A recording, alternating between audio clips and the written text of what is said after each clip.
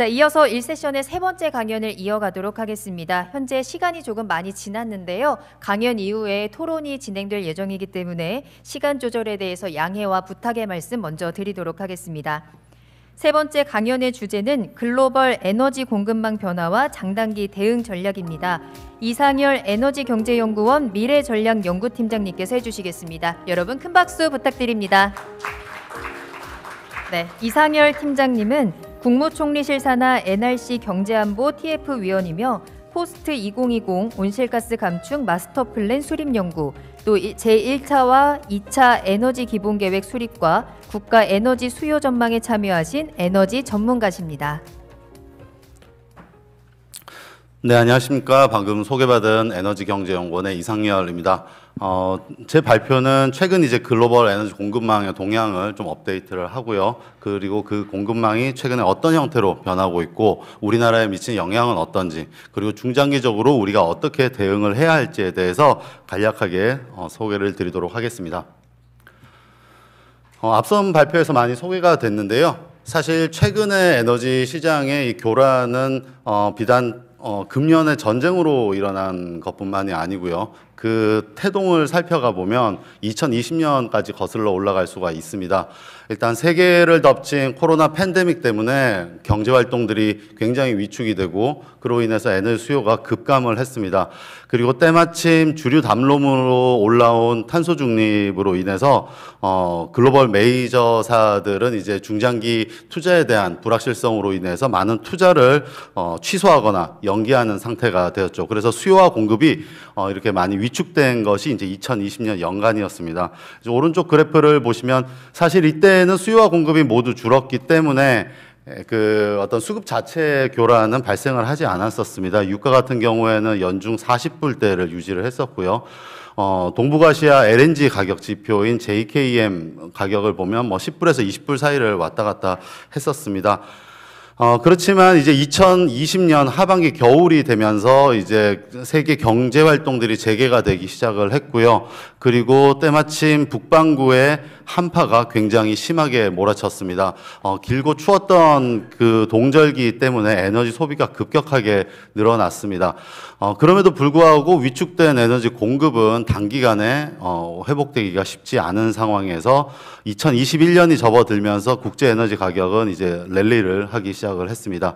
그러면서 2022년 2월에 이제 러시아가 우크라이나를 침공을 했고요. 그러면서 서방이 러시아에 대한 제재를 가하고 러시아는 비우고국에 대한 에너지 공급을 차단하면서 국제 에너지 시장의 불확실성은 지금 극대화된 그런 상황이 되겠습니다.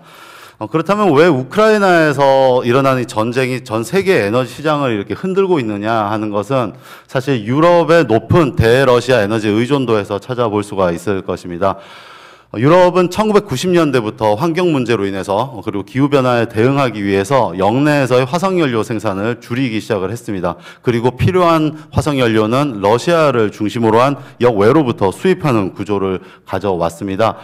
그리고 이제 유럽이 러시아로부터 공급받는 천연가스가 이제 보통 이제 큰 PNG라고 하죠. 파이프라인 가스를 통해서 공급을 받고 있는데요. 이 설비 용량은 한 165 BCM. 그리고 이제 실제 공급받는 최근 연도의 공급량은 연간 한 155 BCM 정도 됩니다. BCM이라는 게 이제 10억 입방미터를 의미하는 단위인데요. 우리나라가 단일 국가 단위로 봐서는 전 세계에서 한 5위에서 10위 사이에 천연가스 소비 대국입니다. 근데 우리나라가 1년에 쓰는 천연가스를 이제 BCM으로 환산하면 한 50 BCM 정도 되거든요. 그러니까 사실 우리나라가 3년 정도 사용할 수 있는 양을 유럽이 매년 러시아로부터만 수입을 받는 그런 양이 되는 정도로 이렇게 의존도가 높은 상황이었던 겁니다. 그럼 지금 최근 유럽의 천연가스 시장의 어떤 동향을 잠깐 보시면요. 일단 전쟁이 시작되던 초기만 해도 사실 유럽의 역내 천연가스 재고 수준이 한 20% 수준까지 떨어졌습니다. 동절기를 막 지나왔기 때문에 그렇기도 하고요. 그 전해부터 사실 러시아가 전쟁을 염두에 두고 유럽으로 가는 천연가스 공급량을 대폭 줄인 영향이 있었습니다. 그리고 또 공교롭게도 2021년 그 동절기를 지나면서 북해에서의 풍력 발전량이 급감하면서 천연가스 재생 발전량도 많이 줄었고요. 그러다 보니까 이제 그때부터 시작된 공급망 교란으로 인해서 세계 각국이 천연가스 물량 확보 경쟁에 뛰어들고 하다 보니 이제 수요는 굉장히 높아진 상황입니다. 하지만 공급은 말씀드린 것처럼 어떤 글로벌 메이저사의 투자도 위축이 된 상황이고요. 거기다가 러시아의 공급량이 2021년부터 줄어들다 보니 지금 유럽의 수급은 굉장히 비상이 걸린 그런 상황이 지속된 그런 상황이었습니다. 그런데 지금 현재 최근 재고 상황은 어떤지를 보시면 지금 사실 당초에 전쟁이 나자마자 유럽 연합이 이제 목표를 세웠던 재고 확충 목표는 동절기 도래하기 전에 80% 정도 채우자라는 것이었는데 지금 9월 기준 그래프인데 이게 지금 90% 채 안 되고요. 그리고 엊그제 체크한 바로 의하면 지금 93% 정도까지 올라와 있습니다.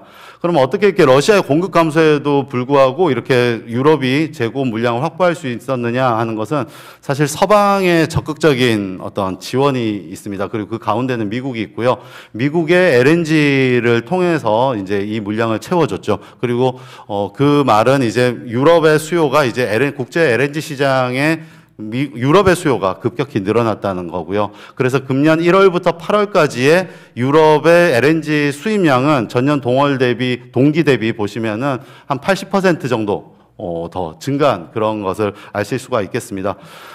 지금 현재 유럽의 재고 상황을 보시면 한 90% 정도 넘었기 때문에 올 동절기 큰 문제가 없지 않을까라는 생각을 하실 수도 있는데 사실 이 재고라는 것은 인출과 인입이 동시에 일어나는 플로우의 개념이기 때문에 사실 동절기에 여러 가지 외생 변수, 상황 변화에 따라서 이 물량을 가지고 1월까지 갈 수 있을지 아니면 뭐 2월 초까지 갈 수 있을지 여러 가지 지금 불확실성이 굉장히 높은 상황입니다.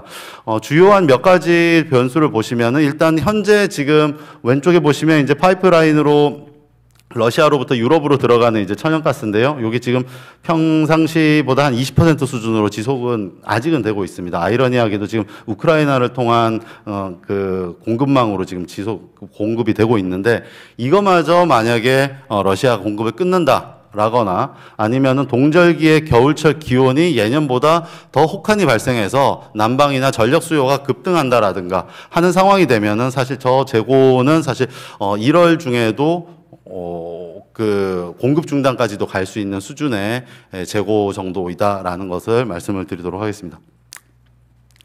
이렇게 수급이 타이트하다 보니 천연가스 가격도 굉장히 폭증을 했습니다. 천연가스 가격은 글로벌 가격을 우리가 세 가지 정도로 구분해서 봅니다. 이제 유럽의 현물 시장 가격이 있고요. 그리고 아시아의 LNG 가격이 있고 미국 내의 이제 헨리허브 가격이 있습니다.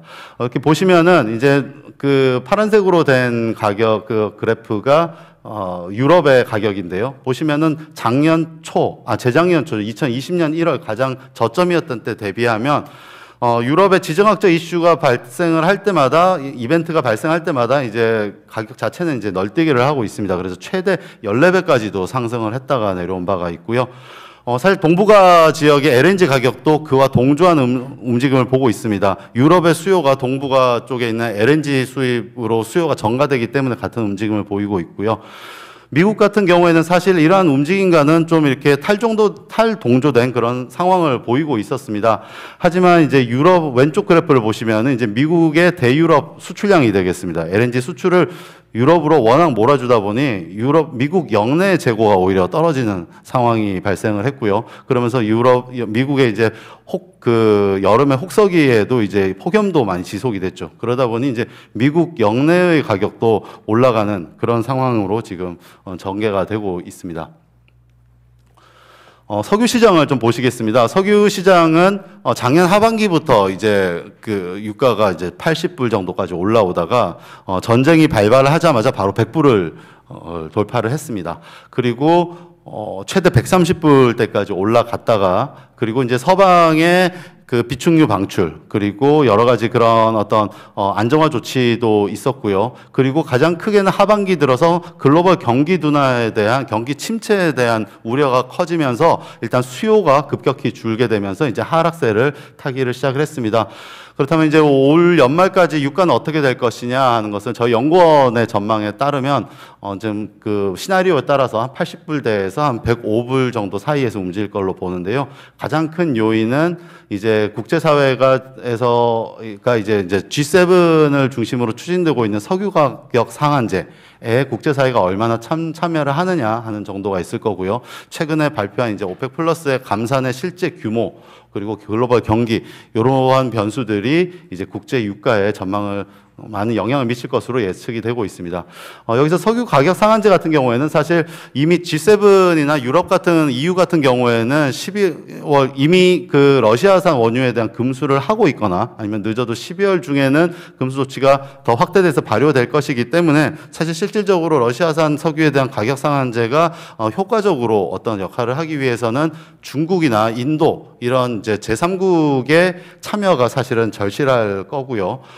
사실 그러나 사실은 중국과 인도가 여기에 참여할 것으로 보이는지에 대해서는 사실 불확실하죠. 지금 오른쪽 러시아 원유 생산을 보시면 전쟁 직후에 이제 영국과 미국을 필두로 해서 러시아산 원유에 대한 금수 조치를 내렸을 때 일시적으로 러시아 원유 생산이 좀 감소는 했는데 그 이후에는 다시 예년 수준으로 돌아왔습니다. 이제 사실 러시아산 원유에 대한 이제 그 인도와 중국의 수입량이 꾸준히 증가했기 때문에 이런 상황이 됐고 이제 이건 사실은 궁극적으로는 글로벌 공급망 재편과 연계가 된다라고 보실 수가 있겠습니다.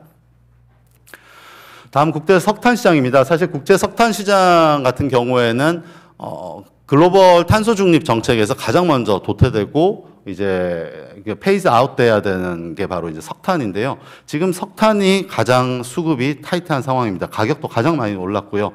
그 이유는 사실 이제 천연가스 수급이 딸리고 워낙 가격이 높아지다 보니 그 대체제로 이제 석탄이 가장 주목을 받기 때문입니다. 그래서 천연가스 발전소의 이제 가동률을 줄이고 석탄 발전에 대한 어떤 가동률이 높아지기 때문에 글로벌 공급에 대한 수요가 이제 당장 높아진 상황이고요. 그럼에도 불구하고 공급 자체는 여전히 타이트합니다. 왜냐하면은 말씀드린 바와 같이 탄소 중립, 에너지 전환에서 가장 먼저 퇴출되는 에너지원이 석탄이기 때문에 그동안 투자가 굉장히 미진을 했고요. 그리고 또 그 코로나 팬데믹을 겪으면서 세계 1위의 석탄 생산이자 수출국인 중국에서 탄광이 굉장히 많이 폐쇄가 됐습니다. 거기 중국 같은 경우에는 이제 제로 코로나 정책 때문에 확진자가 한 명 발생하면 뭐 탄광이 한 달 동안 폐쇄되고 뭐 이런 형태로 진행이 됐다 보니 글로벌 수급 자체가 굉장히 타이트해진 그런 상황에 있습니다. 그래서 사실 석탄 같은 경우에는 가격 자체가 보시면 오른쪽 그래프를 보시면 철강 산업에서 사용하는 원료탄보다 최근에 연료탄의 가격이 역전을 했습니다. 뭐 그 최근 한두 달 사이에는 다시 이제 그 순위는 좀 조정이 됐는데요. 그 정도로 지금 이제 발전용 석탄의 가격이 높이 올라갔다라는 걸 말씀드리겠습니다. 요건 이제 평균적인 가격을 비교해 본 겁니다. 이제 그 전쟁 이전의 1년과 전쟁 이후에 한 6개월 정도의 가격의 변화를 한번 보시면은, 원유 같은 경우에는 한 40% 올랐고요. 천연가스와 석탄은 2배 이상 올랐습니다. 그리고 이렇게 가격 수준이 오르는 것뿐만 아니라 가격의 이제 일일 변동성도 굉장히 심화됐습니다. 그래서 원유와 천연가스는 변동성 자체가 전쟁 이전보다 한 2배 정도, 그리고 석탄 같은 경우에는 3배 정도 높아진 그런 거 보실 수가 있겠습니다. 그러면 이러한 전통에너지 시장의 교란 상황에서 재생에너지 시장의 동향은 어떤지 간략하게 살펴보도록 하겠습니다. 앞서 많은 분들이 말씀해 주신 것처럼 최근 10년간 사실 태양광과 풍력의 어떤 그 비용은, 발전 비용은 굉장히 드라마틱하게 개선이 됐습니다. 그런데 이제 최근 한 1, 2년 사이에는 약간 그 트렌드가 바뀌었는데요. 먼저 이제 태양광을 보시면은 태양광 비용은 사실 작년이 이제 2020년보다 소폭 올랐습니다. 그 이유가 보시면 사실 이제 팬데믹 때문이긴 합니다.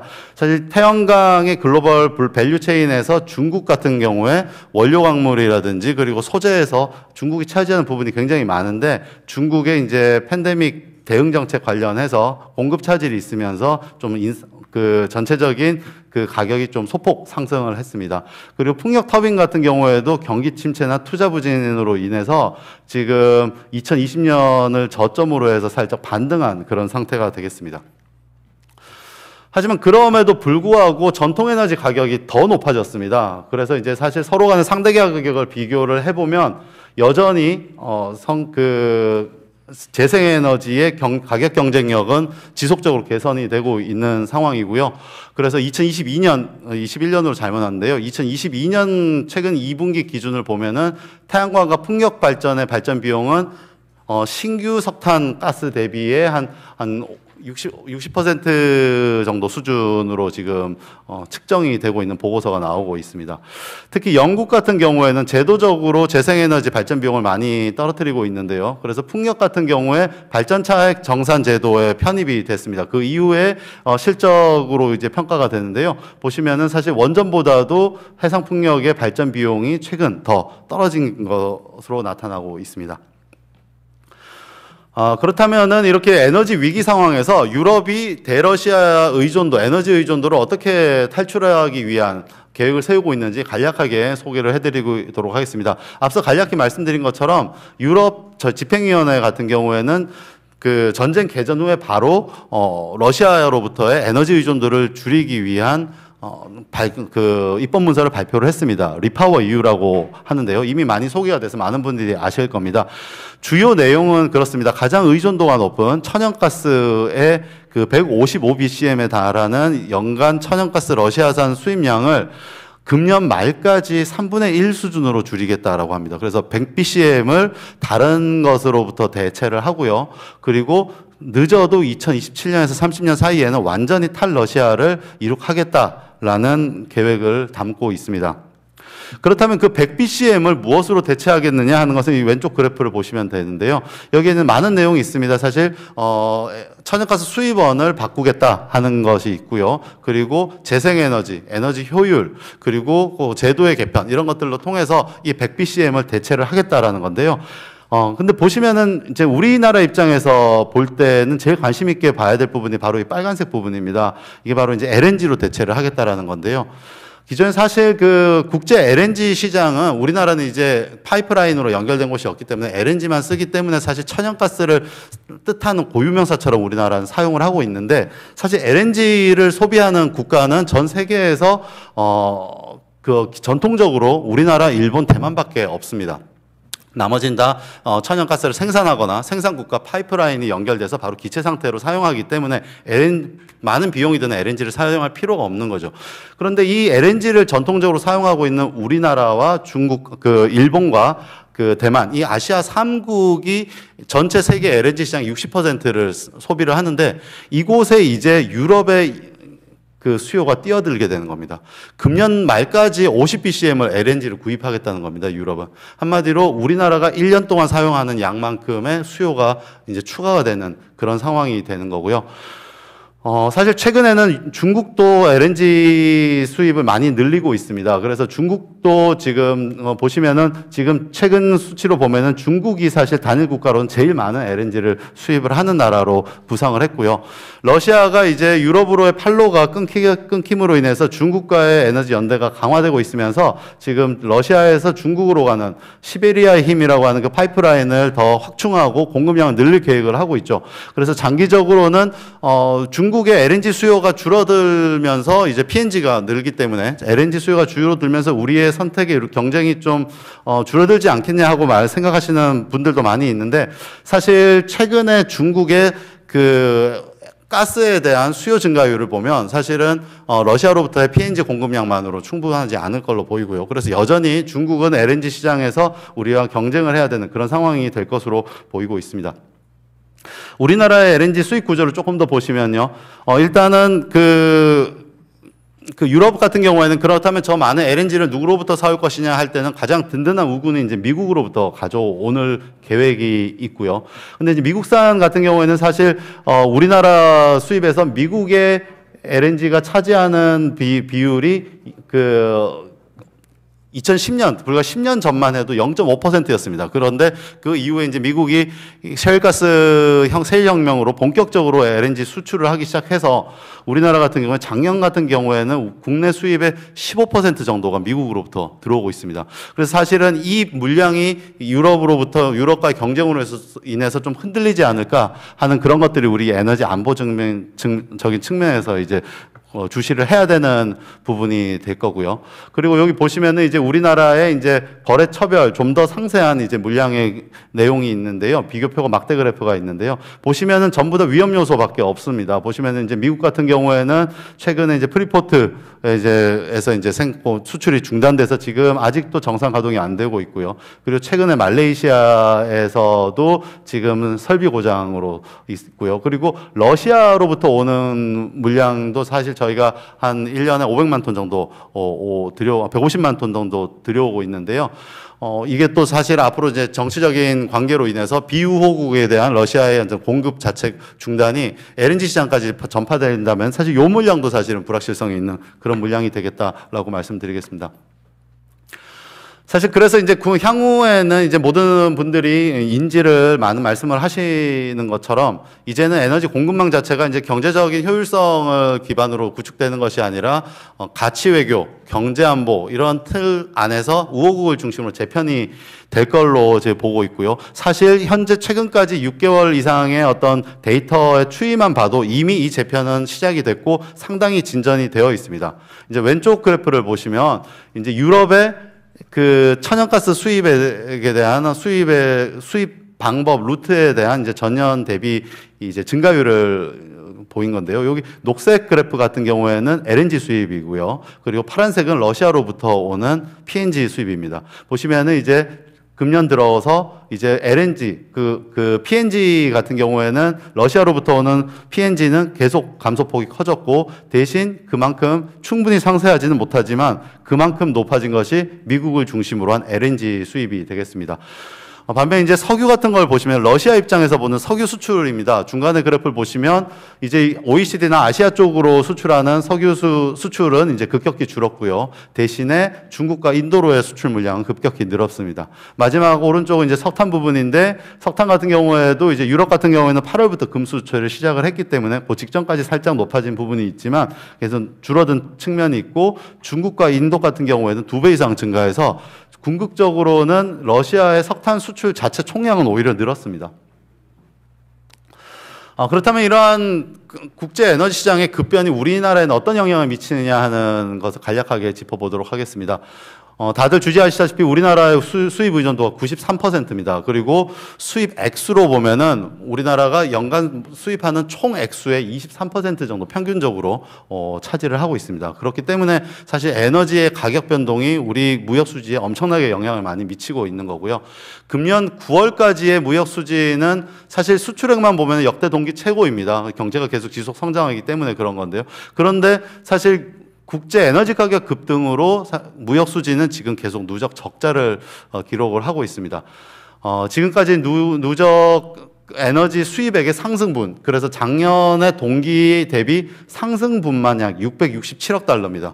근데 지금 동기의 무역 적자가 289억 달러입니다. 그러니까 에너지 수입액의 상승분만 가지고도 무역 수지를 훨씬 초과하기 때문에 사실 에너지 가격 상승이 무역 수지 적자의 바로 직접적인 원인이다라고 해도 과언이 아니겠습니다.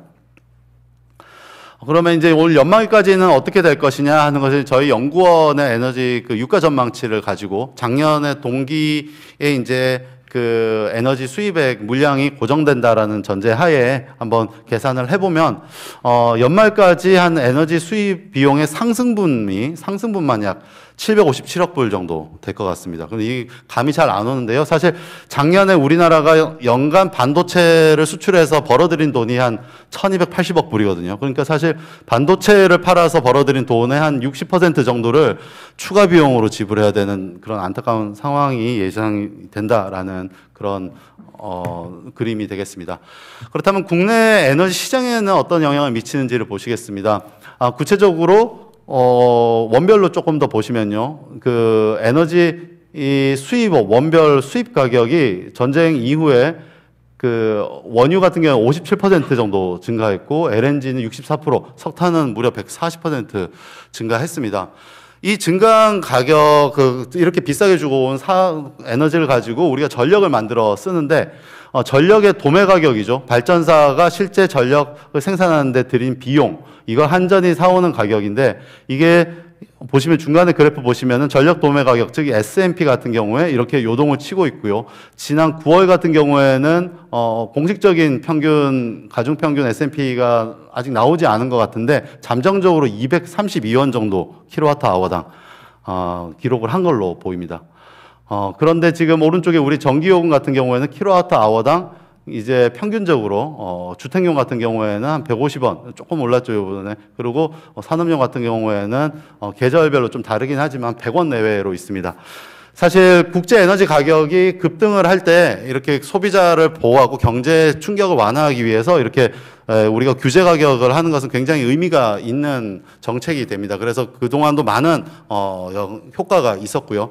그런데 사실 문제는 이러한 국제 에너지 가격의 급등이 단기간에 그치지 않을 거라는 데 이제 문제가 있습니다. 그래서 이거는 지금 사실 누가 봐도 지속 가능하지 않은 그런 시장 구조고 가격 구조라는 걸 인지를 하실 수가 있을 겁니다.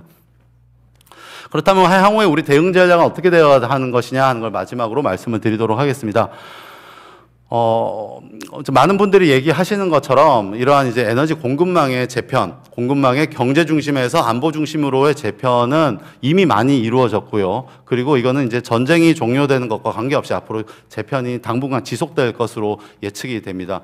그런데 이제 이러한 전망은 결국에는 가격으로 연계가 됩니다. 사실 가격은 사실은 우리가 경제의 기본이죠. 자원이 경제적으로 효율적으로 분배가 될 때 비용이 가장 낮아집니다. 하지만 이런 안보를 중심으로 한 가치 외교에 기반한 이런 공급망은 자원의 비효율적 배분을 초래하고 그건 바로 이제 비용의 상승으로 전가가 되죠. 그래서 이제 많은 국제 기구들이 이 에너지 가격을 전망함에 있어서도 향후 2, 3년간은 최소한 고유가 그리고 고천연가스 가격의 상황이 지속될 거다라고 보고 있고요. 그리고 공급망의 교란, 충격 자체의 주기도 굉장히 잦아질 겁니다. 왜냐하면 우리가 지금 에너지 안보를 논하면서 함께 에너지 전환을 이야기를 하고 있는데 궁극적으로 에너지 안보를 높이는 방법은 탄소 중립, 에너지 전환을 가속화하는 방법이고요. 그 말은 사실 전통 에너지에 대한 메이저 사들 그리고 국가들의 신규 전통 에너지에 대한 투자의 불확실성을 높이기 때문에 투자가 공급을 충분히 이루어질 정도로 지속될 거라고는 보기 힘들기 때문입니다. 그럼에도 불구하고 이런 타이트한 수급 상황에서 만약에 한파라든지 여름철에 기온이 굉장히 폭염이 발생한다든가 아니면은 경기 순환에 따라 경기 사이클에 따른 어떤 수요 변동 이런 충격으로 인해서 글로벌 공급망 교란 자체는 굉장히 잦아지고 심해질 것이다라는 것을 예상을 하고 있습니다. 그렇기 때문에 앞에서 말씀드린 것처럼 많은 국가들이 이미 에너지 죄송합니다.